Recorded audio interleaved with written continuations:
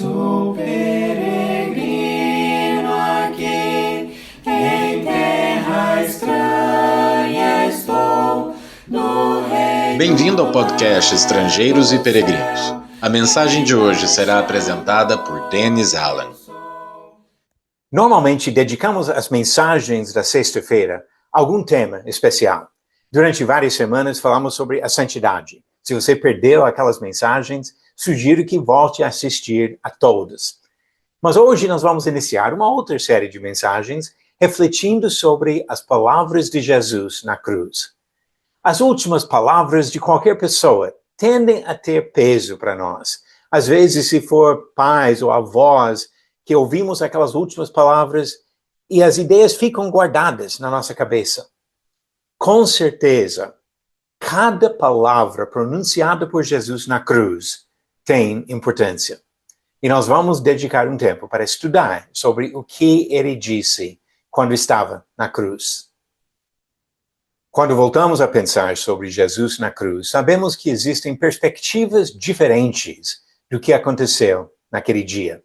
A perspectiva dos soldados que crucificaram Jesus, dos líderes religiosos que provocaram a multidão até para pedir a crucificação de um homem inocente. As pessoas comuns que passavam, talvez participavam de alguma forma nesse processo, e a perspectiva dos dois homens crucificados com Jesus. Além disso, tinha pessoas, especialmente mulheres, Maria e outras pessoas, ao redor da cruz, observando, ouvindo, refletindo sobre o que aconteceu. Mas quem realmente compreendeu o significado daquele sacrifício, mais do que qualquer uma dessas outras pessoas, Jesus sabia o significado do seu sacrifício na cruz. Durante as próximas semanas, eu pretendo dedicar as mensagens da sexta-feira às palavras de Jesus na cruz. Nós encontramos nessas palavras os pensamentos de Jesus. O que estava na cabeça dele na hora do seu sacrifício.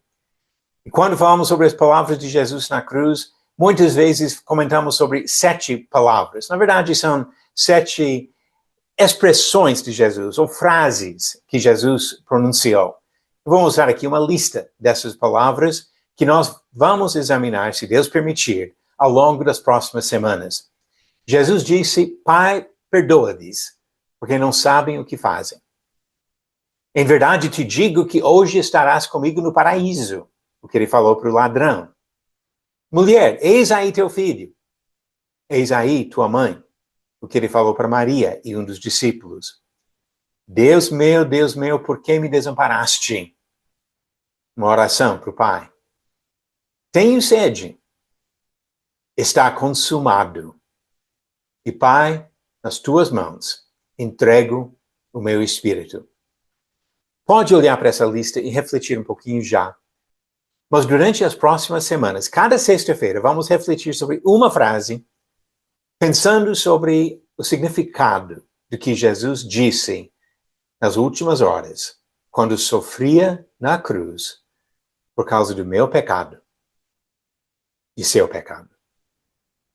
E como sempre, quando examinamos a palavra de Deus, e neste caso, as palavras de Jesus Cristo, vamos aprender. Vamos achar atitudes para imitar e o significado profundo do sacrifício que Jesus fez por nós na cruz de Calvário. E como sempre no final do episódio temos as perguntas bíblicas. A pergunta de ontem, qual dos apóstolos traiu Jesus? Pergunta fácil, né? As alternativas A, Judas Iscariotes, B, Tiago, C, Mateus ou D, Tadeu. Obviamente, a resposta correta, Judas Iscariotes, como diz Marcos 14, do 43 ao 45.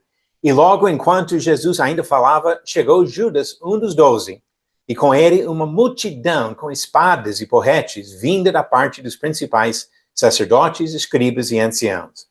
Ora, o traidor tinha dado a eles um sinal. Aquele que eu beijar é esse. Prendam e levem-no com segurança.